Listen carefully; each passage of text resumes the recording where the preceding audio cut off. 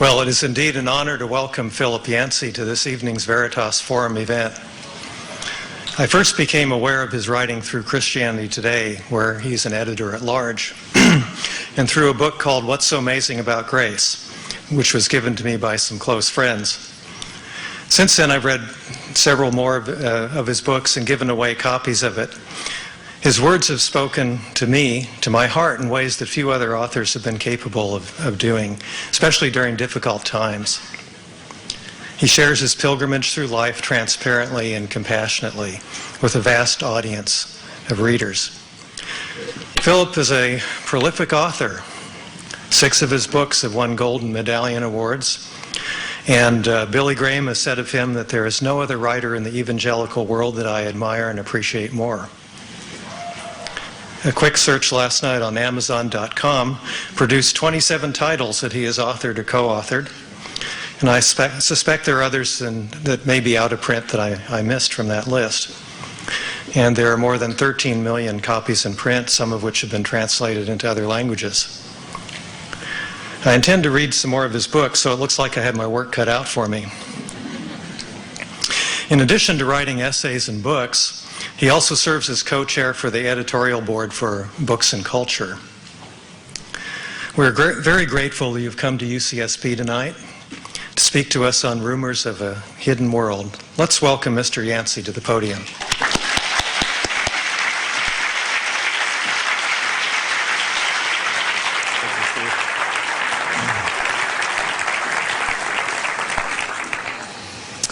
Good evening.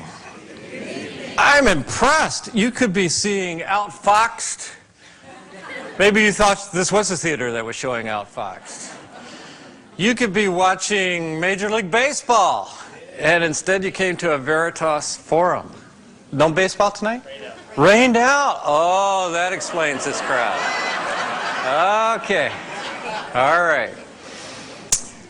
I heard one time from a professor who wrote an essay question for the final exam. And the essay question, I think it was a philosophy class. The essay question was, if I had only 1 hour left to live, I would, and just a blank page. And so he took the papers home, and he was sitting at home grading the papers that night. And he could tell some of the students were obviously just kind of brown-nosing him. You know, if I had 1 hour left to live, I would read Shakespeare and listen to Mozart. Kind of answer you expect a good grade for. But he's reading, and he says, "Oh, listen to this, honey," talking to his wife. He said, "This student really got it. This student is so insightful. They understood what I've been trying to communicate." Because it says, if I had 1 hour left to live, I would spend it in your class. She said, "Let me see that." And she took the paper, and her vision was a little better than his, and she noticed there was an asterisk. And it said, if I had 1 hour left to live, I would spend it in your class. And the asterisk said, "Please turn over." She turned it over. It would seem like eternity.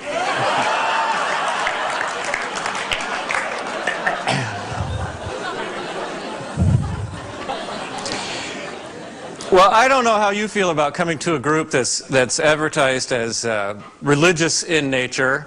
I don't know if you feel nervous, defensive. I probably would have at your age, in your place. I went to a Christian college, and we had chapel every day. And you could always find me because I was sitting there reading Time magazine. That's when I read Time magazine. And the deans would call me in on this, and they would say, "Now, Philip, I noticed that you're reading Time magazine during chapel." I said, "Yes, sir." "Well, you should be listening." I said, "Well, sir, I've mastered multitasking. I can actually read the magazine and listen to chapel at the same time." And they'd think about that, and they'd say, "Well, don't you think that's disrespectful for the people who are speaking?" And I would say, "Well, I'd be glad to go up and introduce myself beforehand and explain my multitasking abilities to them." You know, the kind of student that deans hate. And that's kind of how I felt about any organized group where somebody stood up and talked about God. Nervous, defensive, maybe a little guilty, slightly curious, but it takes some courage. It takes some courage in this society especially to think about ultimate questions, to show up, to go see something called Veritas rather than outfoxed. So I'm glad you came. I want you to relax. Nobody's going to yell at you. Nobody's going to preach at you. This is not a debate. There's no one I'm debating with. And I'm not going to try to talk you into something. I'll admit that for much of my life, I hated church. I wrote a book one time with the subtitle, How My Faith Survived the Church. And I got a letter from a pastor who was not happy, and he said, Philip, I get so tired of you complaining about the church you grew up in. I feel like writing a book called How My Church Survived Your Faith. I encouraged him to do that. I thought that would be a very interesting book to read. But most authors really have only one story, one theme that they circle around and talk about from different perspectives. And if I had to summarize my theme, what it would be is this. It would be to survive the worst church imaginable and somehow end up in the loving arms of God. Because the church I grew up in misrepresented God as dearly as it could. For example, my father, when I was just 1 year old, got polio. He was totally paralyzed. He was in an iron lung, could not even breathe on his own. And the people in this church decided that God was going to heal him. So against all the doctor's advice, they removed him from the iron lung. And about a week later, he died. So I have no memories of my father because the church made a mistake in theology. I had a mother who claimed that she had not sinned in 12 years. This is hard for a teenager. How are you going to win an argument with a perfect woman, you know? On all of the major issues of the day, those were the 1950s, early 1960s, our church was on the wrong side. I grew up in Atlanta, Georgia. Its most famous citizen is a man named Martin Luther King. Our church would joke about him. In fact, they called him Martin Lucifer Coon. It was that kind of church, just this mean-spirited, ugly, racist, ungrace-filled place. And my own pilgrimage as a writer has been to go back and try to scrub off those words that were stained, that were polluted, and try to find, is there anything there? So I write books with titles like The Jesus I Never Knew, because I never knew that Jesus growing up in that church. What's so amazing about grace? Because I never encountered grace growing up in church. And if you've been raised under ungrace and suddenly you get a great gulp of grace, it is amazing. It's like nothing else.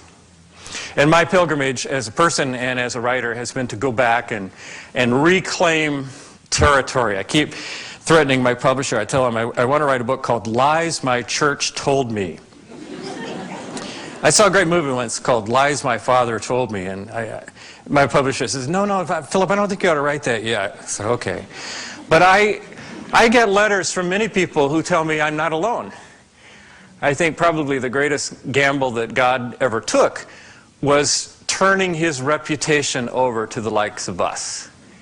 Because if you read church history at all, if you go to a church at all, you realize how unskilled we are at demonstrating what God is truly like. And that's been a struggle for me as it's been for many other people. There was a chaplain a number of years ago, George Buttrick, at Harvard University. And he had a very common experience. Students would come into his office. He had a big, comfortable chair.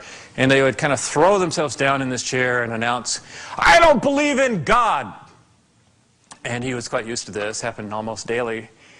And he would say this. He would say, well, tell me what kind of God you don't believe in. I probably don't believe in him either. And I learned a different kind of God than my church taught me, and I've been kind of in recovery ever since. One thing I learned is that the best way to grasp what God is like is to look at Jesus. God gave us Jesus, I believe, as an exact image of what God is like. And